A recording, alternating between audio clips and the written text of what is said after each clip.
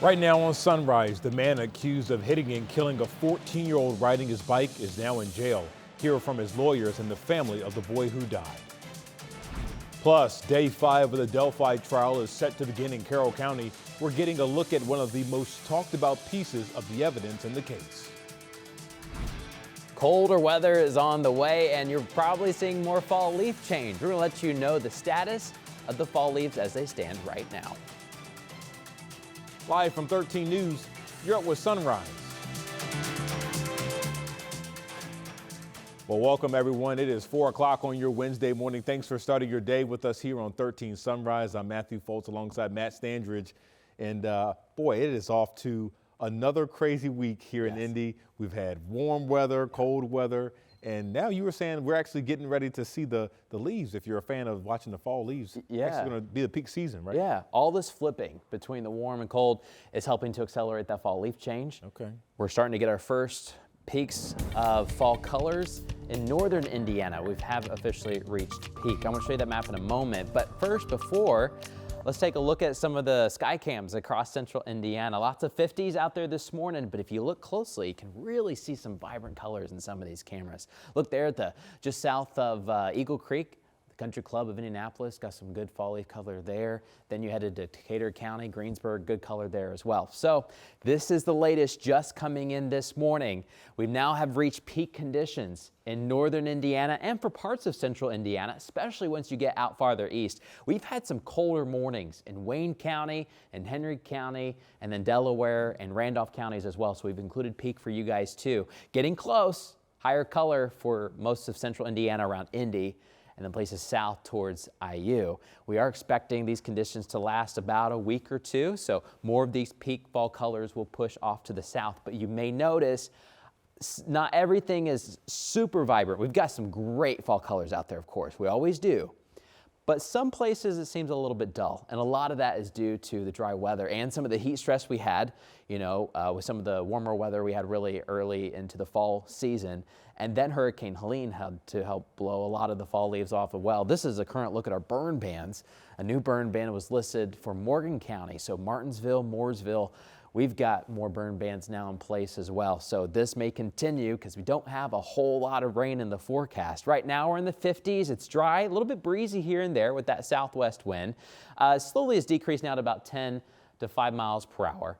But if you look off to the northwest, see those blues? Those are northwest winds that are picking up in Illinois and will be crossing into Indiana here very shortly with a cold front. This front will bring some cooler air for your Thursday. In fact, Matthew, we got a good chance for another frost headed our way by tomorrow morning. I'm going to let you know if we've got maybe a small rain chance to squeeze in coming up.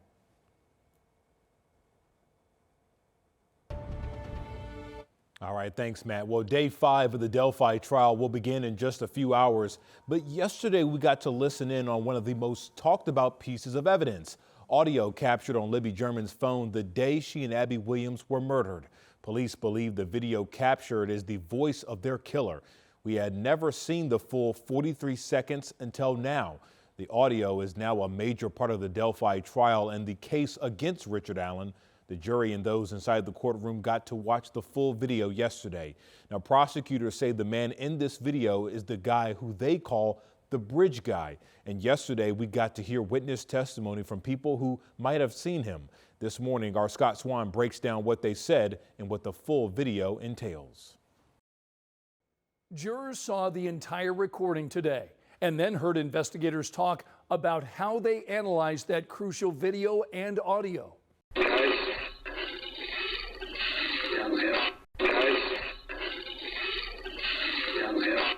This fuzzy moment of video circulated for years as investigators searched for a suspect, a man known as Bridge Guy, a man prosecutors now say is the accused, Richard Allen. Testimony revealed the recording was taken at 2:13 the afternoon the girls went for a walk. For some of it, the camera is pointed down, showing the Monon High Bridge. Our reporter in the courtroom, Bob Siegel, said he could hear a girl's voice saying there's no path at one point.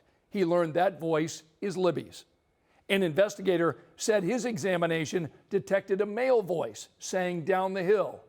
A state police forensic examiner explained how he enhanced the video, adjusting color, size, angle, and more to create a usable image for investigators. In fact, one of the women who was on the trail that day told jurors, "I immediately knew when I saw that photo, that was the man I saw on the bridge." She and two other women who say they saw Bridge Guy on the trails just before the murders testified Tuesday afternoon. All of them described Bridge Guy in much the same way: larger or taller, in his 20s or 30s, muscular, with a boyish or youthful appearance. And some said he had brown, poofy hair. But those descriptions do not match Richard Allen's, who is not tall or muscular and was in his mid-40s at the time of the murders. Also today, jurors saw 49 pieces of evidence investigators collected in the woods near the girls' bodies and during the autopsies. That included clothes and shoes, swabs of blood, Libby's cell phone, the bullet cartridge, fibers collected from girls' fingernails. That was our Scott Swan reporting. Now, our team also went all the way to Fort Wayne to dig deeper into some documents. Our Emily Longnecker combed through thousands of pages, both from the prosecution and defense, all from pretrial hearings in July and August. One of the most notable is a letter reportedly from Richard Allen to the Indiana Department of Corrections warden. It dated back to March 5th of 2023 and requests an interview with the warden. The state says Allen wrote, quote, "I am ready to officially confess for killing Abby and Libby. I hope to get the opportunity to tell the families I'm sorry," end quote. Now, Allen's defense team says his alleged confessions were made under mental duress. In August, Judge Gall ruled that the jury will be able to hear the confessions in court. Now, remember, if you want to catch up on all of the testimony and evidence from the case so far, we're breaking down all of it every weeknight at 10 o'clock. You can also catch that breakdown at 8 a.m. after our sunrise rerun. Our Delphi debrief will also air on our WTHR Plus streaming app. It is free, and you can get it on Amazon Fire Stick, Apple TV, and Roku. Well, right now, investigators are looking into a deadly apartment fire in Greenwood. It happened around 5 o'clock yesterday at Cambridge Square Apartments near County Line Road and Madison Avenue. Firefighters say they found a person in one of the apartments. The victim later died at a hospital here in Indy. Right now, Greenwood authorities and state police, or state fire marshal's office rather, are trying to figure out what exactly caused the fire. I'm glad that he's in custody. And I hope he doesn't drag us through a bunch of stuff because he knows what he did. Right now, the driver accused of killing a 14-year-old boy, then leaving the scene, is in jail. 35-year-old Joshua Rain went before a judge for the first time, and 13 News had the only camera in the court. Police say Rain hit 14-year-old Willie Rivera outside of the Far East Side near about 2 weeks ago. Rivera was riding his bike at the time, and police say Rain told investigators that he initially thought he hit a deer. Officers say they found pieces of his car at the scene. They also got video from a neighbor. Rain was on probation for other charges at the time of the crash. We spoke to his attorney about these allegations and caught up with the victim's aunt. No, we don't have a comment. No, he has an attorney. We have no comment. Thank you. If it wasn't for the warrant issue and him already being in trouble for a previous case, I don't think he'd have been here. If it wasn't for the fact that his license plate fell out on the ground, I don't think we'd be here. I don't think he would have told. Willie's aunt also says they knew the suspect. Rain is now charged with one count of leaving the scene of an accident resulting in death. His jury trial is set to begin in December. And this is the second person to have turned themselves in for allegedly killing someone in a hit and run this week. Our Chase Howell spoke to Metro Police about how many of these 25 deadly hit and runs they've solved this year. IMPD says 16 out of the 25 deadly hit and runs have been solved or have been closed with an arrest. And while I don't want to take away from the progress police have made, there are other cases with survivors who want to see the person who hit them held responsible. Security video from a home on North High School Road shows the exact moment Dustin Dove's life changed. Circled is the car flying down the street and hitting Dove before driving off. Maybe they were scared about having something in their vehicle they shouldn't have had or something like that at the time, but go fix it afterwards, you know? Dove and I first spoke 2 days after he was hit from his hospital bed in August. It was then we learned one of his legs would need to be amputated. I went from working 40 hours a week to not working and just trying to piece my life together. After nearly a month at the VA hospital, the Army veteran got to go home, but not to how he left it the night the crash happened. The bedroom he now sits in used to be the living room of his 2-story apartment. Most of the time it's sliding around in a wheelchair, and you got one-way traffic through certain areas and just a couple of places to U-turn. It's not like having your legs.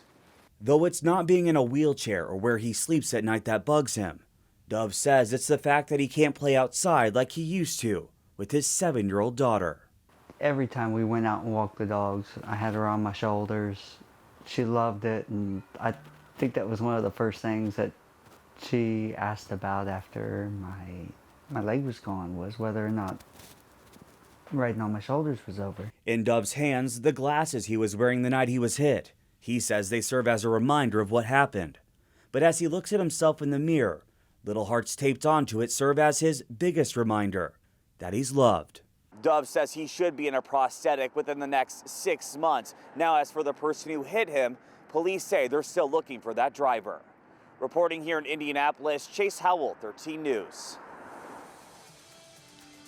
Well, much more here on 13 Sunrise, including a firefighter killed fighting a wildfire in Kentucky. How crews there are now honoring his life. Plus, heated attacks and rising tensions, how the presidential nominees are now squaring off as they wind down to Election Day. Hey, Matt. Hey, Matthew, we've got a cold front that's coming in. Clouds are increasing. There's a small chance for a spotty shower, but we're going to let you know how cold it's about to get later tonight.